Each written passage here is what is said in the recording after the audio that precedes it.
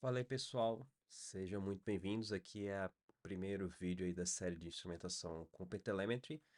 Então, como eu já falei ali brevemente no primeiro vídeo do canal, a gente vai estar aqui na primeira fase, né, ou no primeiro momento aqui da parte, cuidando da parte de instrumentação manual. Então, não sei se especifiquei bem ali no início. A gente vai começar com a instrumentação manual, que justamente a gente visa trabalhar muito bem essa parte básica, ou seja, pavimentar a gente ali com os conhecimentos de tudo que é necessário para quando a gente utilizar uma autoinstrumentação, por exemplo, a instrumentação do Java ali com o Java Agent, a gente entender o que está sendo feito por trás e até mesmo, né, eh, mais uma vez usar a ideia de pavimentar para a gente poder usar um mix dos dois, né, que seria o ideal, né? Então, no mundo hoje, não a gente ficar somente refém da instrumentação manual, como também da instrumentação autogerenciada ali, automática, tá? Então, a gente vai começar com rastreamento distribuído. Então, em alguns momentos aqui, pessoal, existirão algumas palavras em inglês, mas a minha ideia é o máximo tentar trazê-las para o português. Então, vou me perdoando aí, inclusive algumas pronúncias, algumas traduções, mas vamos aprendendo junto, tá? Então, mais ou menos o cronograma aqui para não ficar tão extenso, a gente vai falar do OpenTelemetry, a gente vai falar de alguns componentes do OpenTelemetry. Então, propriamente aqui dado o foco em rastros, a gente vai ver como também gerar rastros, como enriquecer os dados gerados ali pela coleta de dados.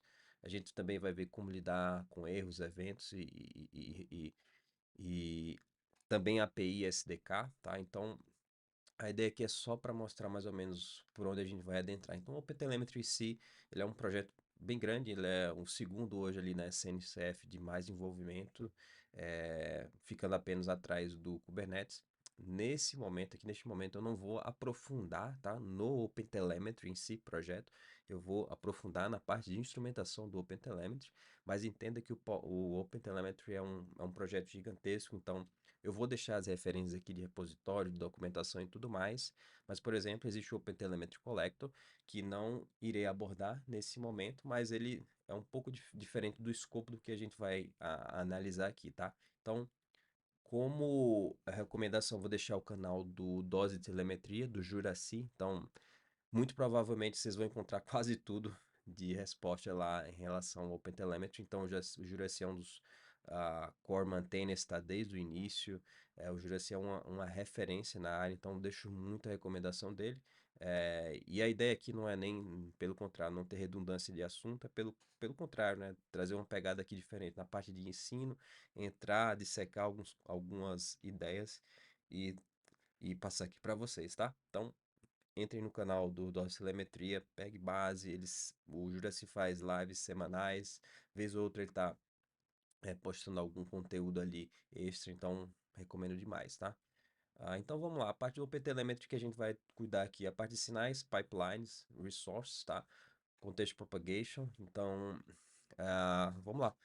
Sinais é a maneira mais direta ali, a maneira, como que eu posso dizer assim, que o próprio OpenTelemetry trata como uma maneira aberta e a forma mais abrangente de envolver dados, ou seja, o OpenTelemetry para cada sinal ele fornece uma gama de especificações para que garantir a conformidade dos dados seja em qualquer linguagem, tá? Então, os sinais são os mais conhecidos ali do OpenTelemetry, são os rastros, trace, métricas, logs, profiling, baggage.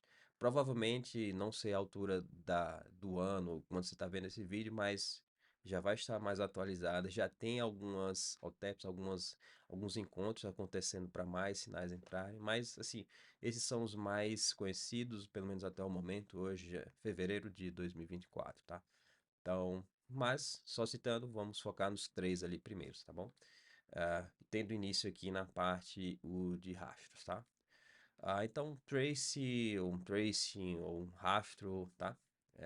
A gente precisa entender um pouquinho do básico. Então, a anatomia de um rastro nada mais é do que um próprio modelo. Então, existem alguns modelos, tá, de rastreamento. A gente vai só citar alguns deles aqui, que seria a parte do Event Model, por exemplo. Então, aqui a gente tem uma requisição RPC, onde faz uma chamada, uma requisição de servidor client, trafegando aqui pelas camadas de aplicação, TCP e finalizando ali na parte perdão, trafegando aqui na camada de aplicação e finalizando ali na camada de TCP/IP. Então é um evento modo onde cada componente chama o outro, tem uma certa ligação, fluxo mais de forma linear, tá? Então, essa é uma maneira de você encarar a parte de eventos e modelos de eventos, tá?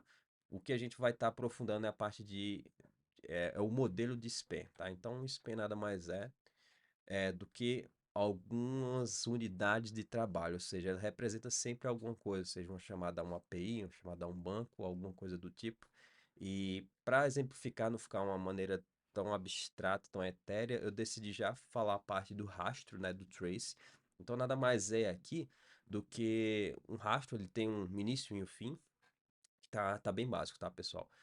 E geralmente no rastro, né, nesse pi, tem uma sequência de lógica ali de spans, né, de amostras, tá? Então a gente geralmente tem um root span, a gente tem e, por conseguinte, os spans filhos herdando ali o componente único de cada um. Então eles também têm duração, né, início e fim. Então aí é que tá a magia, né? Então uma dos grandes benefícios que a gente acaba ganhando com o tracing é chegar muito mais rápido na causa raiz de um problema. Então, quando a gente tem início e fim e tem todos esses links, né, toda essa propagação de contexto, a gente vai entrar lá, fica muito mais claro trabalhar com sistemas distribuídos utilizando a abordagem ou modelo de SPAN, tá? E é um dos mandatórios aí na grande maioria de ferramentas, desde open source até ferramentas proprietárias, tá? Então, uma coisa ou outra muda, como o X-Ray ali da AWS, por exemplo, tá? Mas no final, a entrega ali é sempre focando você chegar muito mais rápido na causa raiz, tá?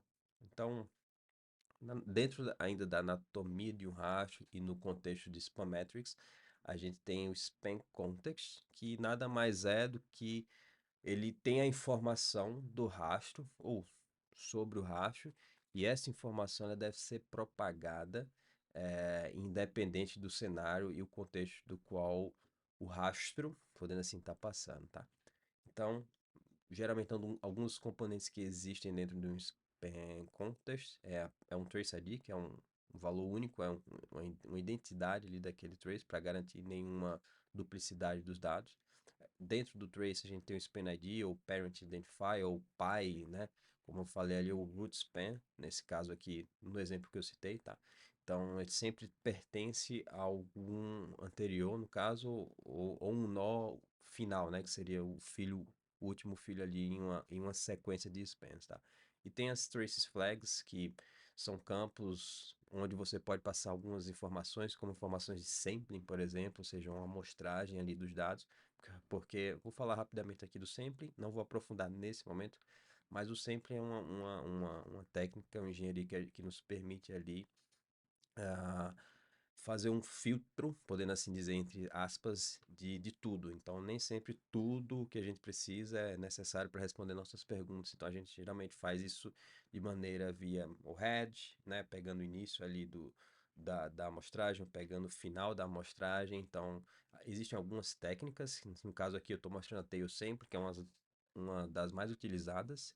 É, e por trás de cada técnica dessa existem alguns algoritmos que nos proporcionam ali a parte de visualização, como por exemplo o algoritmo de probabilístico, tá? Então, em algum momento a gente vai entrar sobre isso, mas por enquanto não precisa se preocupar. A parte de resources, que é a- o, o- um dos cores, uma das coisas mais importantes, porque ela nos ajuda a dar o contexto, a saber a origem e quem que forneceu ou está fornecendo a telemetria, seja um servidor, seja um container ou alguma coisa desse tipo. Então, nada mais é do que um conjunto de atributos que nos fornecem ali a parte de informações de origem de uma telemetria, tá? Em poucas palavras é isso. Aos poucos, conforme formos tratando ali no código, conforme as saídas forem sendo executadas, vocês vão ver isso, tá?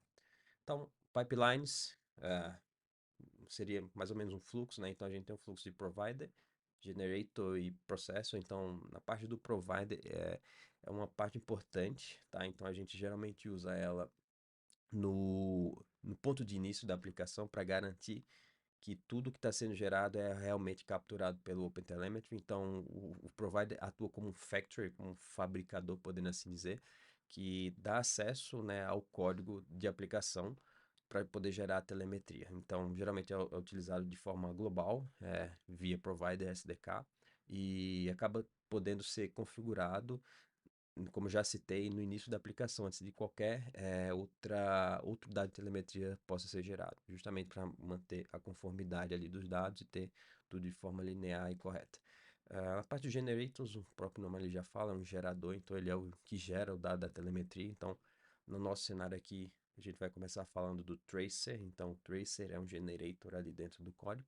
A gente vai chegar lá, mas é só para vocês entenderem. E o resource, e o processo, perdão, é a parte ali de processamento do dado, onde a gente pode manipular, de certa forma, o dado, usar filtros, a frequência, e também utilizar dentro do processo a parte de exporter, né? Garantir ali que para onde, qual o destino, como, né? Seja falando em algum formato OpenTelemetry, em formato Jaeger, Prometheus, Zipkin, por aí vai, tá?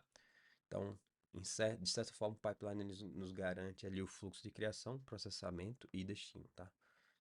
Da nossa telemetria. Então, o contexto propagation também, ele entra nisso para garantir que a informação nova de um microserviço, imaginem, sei lá, dois microserviços que se conversam entre si, para que o microserviço 2 e esse sucessivamente saiba do que aconteceu, do que está acontecendo também na informação propagada, ele precisa desse contexto propagation que garante mais uma vez a, a, a originalidade, não necessariamente a autenticidade do sentido aqui de alpha, mas a garantia de que realmente aquela informação é aquela informação dentro do fluxo ali de span e de trace, tá? Então, no momento só citando, se for necessário, acho que muito provavelmente vai ser necessário, eu vou entrar em cada tópico desse aqui e aprofundar, tá? Mas para nosso início aqui, estamos caminhando aqui para o final, é isso.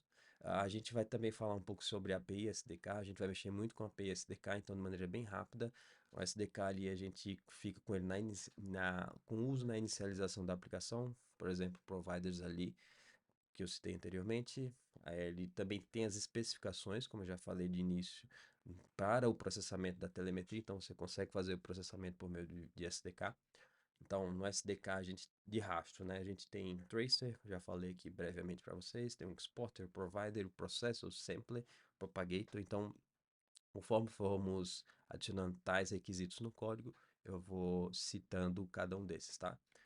Na parte da API, ela é usada junto, né, ao código ali, então existe uma certa granularidade, né, o que nos permite exatamente qual dado que a gente quer gerar. Então, com a API a gente consegue ter maior controle, tá? Diferentemente um pouquinho da SDK que acaba dando muita coisa pronta.